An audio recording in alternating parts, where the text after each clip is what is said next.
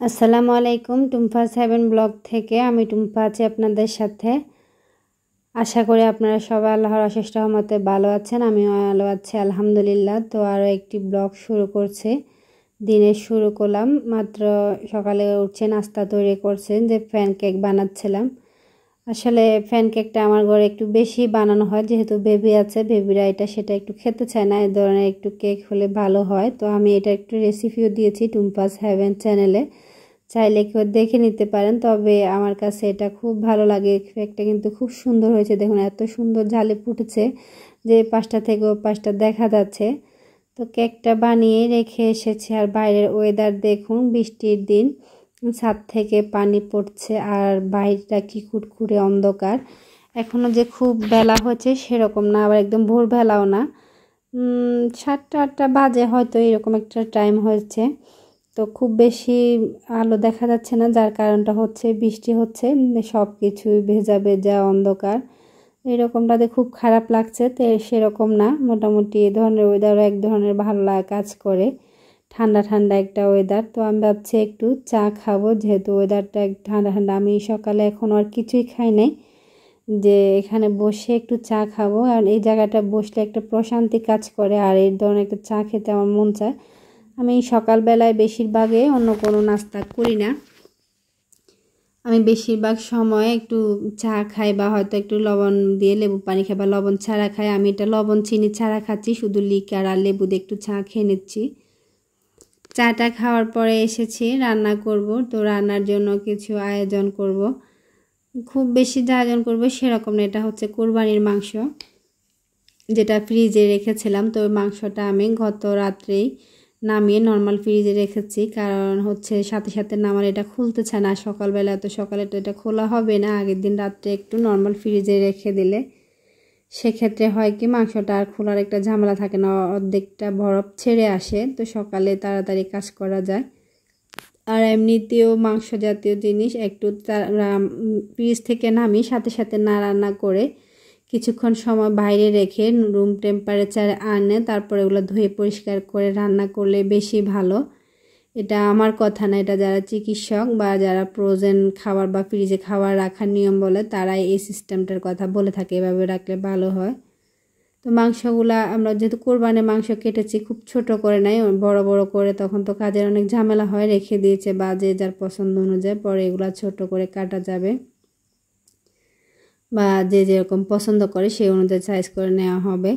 তো মাংসগুলো যদি একটু বড় বড় আছে, তো আমি এগুলো একটু বেছে ছোট ছোট করে কেটে নিচ্ছি। মাংসের ভিতর হয়তো অনেক ময়লা এক্সট্রা একটু চর্বি থাকে, বা কোরবানির সময় তো অনেক মাংস কাটা হয়েছে, তো সেখানে হয়তো তখন তো একটা একটা করে দেখে পরিষ্কার করে কাটা হয় না, হয়তো একটু ময়লা টয়লা যদি থেকে থাকে। তো আমি একটা একটা করে মাংস দেখে দেখে বেছে বেছে এটা ভালো করে দেখে পরিষ্কার করে কেটে নিচ্ছিলাম, ছোট ছোট করে একটু পিস করে কেটে নিচ্ছি। খুব ছোট করলে কিন্তু মাংস খেতে ভালো লাগে, একদম ছোট করছি তা না, দেখে বোঝা যাচ্ছে কীরকম করেছি। কিন্তু অনেক বড় ছিল মাংসের পিসগুলা, তো সেখানে সামান্য একটু কেটে সাইজ করে সুন্দর একটা সাইজ করে নিচ্ছি।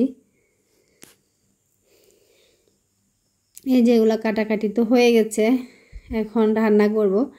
রান্নার আগেও যে কত হাজারটা কাজ থাকে, আমরা যখন চুলায় বসাই সেই সবগুলা গুছিয়ে যখন রান্না করতে বসি, তখন হয়তো আমাদের 30 থেকে 40 মিনিটে রান্না করা হয়ে যায়।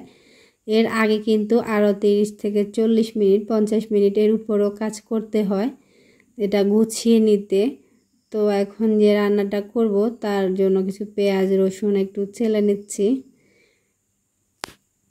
এতক্ষণ যদি ভিডিওটি দেখে থাকেন তাহলে আপনাকে অসংখ্য ধন্যবাদ। আর যদি ভিডিওটি আপনার কাছে ভালো লাগে, সামান্য একটু হলেও ভালো লাগে, অবশ্যই লাইক কমেন্ট শেয়ার করবেন, সাবস্ক্রাইব করে চ্যানেলের পাশে থাকবেন। আর যদি ফেসবুক পেজ থেকে দেখে থাকেন অবশ্যই পেজটাকে ফলো দিয়ে রাখবেন, তাহলে এরকম আরও ভিডিও আপনি পেয়ে যাবেন।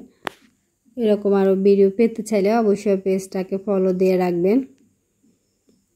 যাই হোক, কথা বলতে বলতে পেঁয়াজ রসুন মোটামুটি কাটা হয়ে গেছে, এটা ছিলে নিচ্ছে, এখন একটু কেটে নিব। তো যেহেতু গরুর মাংস রান্না করব, পেঁয়াজটা বাটাবাটি করার কোনো দরকার নেই, কারণ গরুর মাংসটা এমনি আমরা অনেকটা সময় নিয়ে সিদ্ধ করতে হয়, সেই ক্ষেত্রে পেঁয়াজটা এমনিই গলে যায়।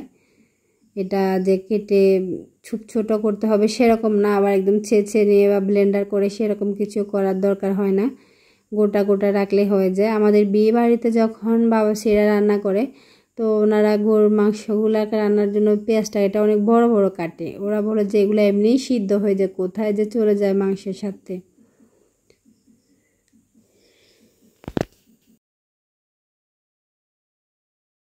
যাই হোক, আমি পেঁয়াজটা কেটে নিচ্ছি, তবে আদা রসুনগুলো অবশ্যই একটু ব্লেন্ডার করে বা হয়তো ছেঁচে দিতে পারেন। তো আমি আজকে এটা ব্লেন্ডার করছি না, তো আমি এটা একটু ছেঁচে নেব। এই ছেঁচুনিটা কিন্তু অনেক ভারী, অনেক বড়, তো দুইটা ছেঁচুনি আছে, তবে আমি এটাতে করব না। আমি কাঠের ছেঁচুনিটা একটু হালকা আছে, এটাতে করতে ভালো লাগে। তো আমি এখানে একটু পেঁয়াজ আর রসুনগুলো ছেঁচে নিচ্ছি। সরি, পেঁয়াজ রসুন তো পেঁয়াজ তো আমি ছেঁচবো না, রসুন আর আদাটা আমি একটু ছেঁচে নেব। এটা খুব বেশি একটু মিহি করার দরকার নাই। আর এভাবে একটু ছেঁচুনি যে এটা রাখে, এটা মুখ দিয়ে একটু হাত দিয়ে রাখলে ভালো না, এগুলো ছোটকে চতুর্দিকে পড়ে যায়, একটু হাত দিয়ে মুখটা ঢেকে রাখতে হয়। এগুলো এদিক সেদিক ছোটাছুটি করে। আমি শুধু আদাটাই ছেঁচেছি আজকে, আর রসুনটা গোটা রেখে দিয়েছি, পেঁয়াজটা রেখে দিয়েছি। এখন এই মাংসটা আমি ভালো করে পানি দিয়ে কয়েকবার, যতক্ষণ পর্যন্ত না এটা সাদা পানিটা বের হয় ততক্ষণ পর্যন্ত এটা ধুয়ে নিব। মাংসটা ধুয়ে পানি ঝরতে দিয়েছে। আর এখানে এই যে বললাম রান্নার আগে যে কত হাজার রান্নার কাজ থাকে, কত কিছু গুছিয়ে নিতে হয়। গরুর মাংস রান্নার জন্য যে এলাচি দারচিনি ব্যবহার করব সেগুলো একটু নিয়ে নিচ্ছি।